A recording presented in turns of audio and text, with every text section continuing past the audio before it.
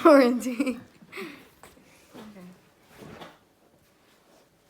Think about working hard and sacrificing hours and hours of your time, all for a company to make millions of dollars while you are making none.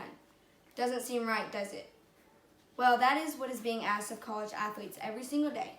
I have grown up watching college sports my entire life, and in the past few years, I found out that they were not receiving any kind of payments for their performance. I was in complete shock because I grew up knowing most of them by name, seeing them on TV, and wearing the heart of states on their backs. Then I learned that the university and NCAA are the ones making all of the money, while the athletes are being judged by their performance and struggling to make ends meet.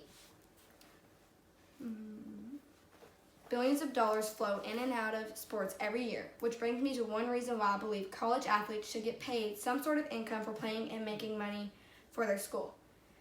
Getting paid to play provides income to the student athlete who, because of their sport, does not have the time to have a part-time job. Even though they may receive scholarships for some or all of their school tuition, the scholarship money does not include living expenses. On average, college athletes spend 28 hours per week practicing or training during the season of their sport, and that does not include games and travel. On top of practice and games, they are still attending classes anywhere from 12 to 18 hours a week. They still have homework and still need to be able to study for their classes.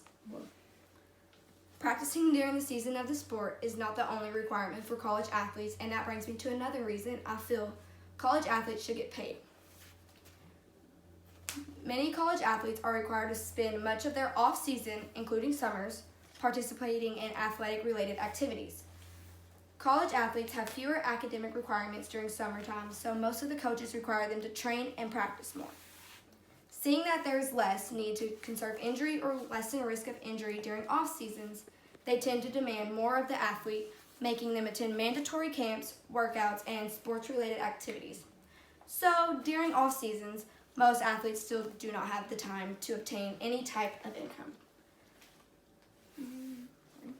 These college athletes are not only working hard for their college and sport, but they are the reason for the billions of dollars the school makes, bringing me to my last reason.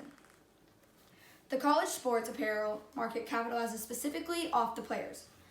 Both colleges and the NCAA make money on the team's success and the player's status through the sales of apparel.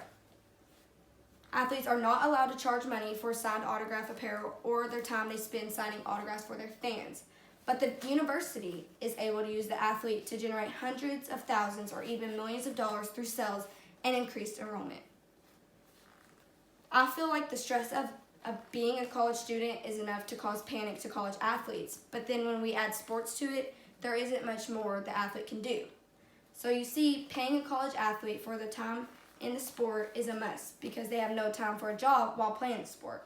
They are required to spend most of their off-season practicing in athletic-related activities, and the NCAA and universities are capitalizing specifically off the players themselves. Wouldn't you agree that if someone was getting compensated for their hard work that you put in, you would feel used and would want to be paid in some way or manner? So, thank you all for listening, and I hope you all have a wonderful evening. Thank you. No, you don't have to put your mask on.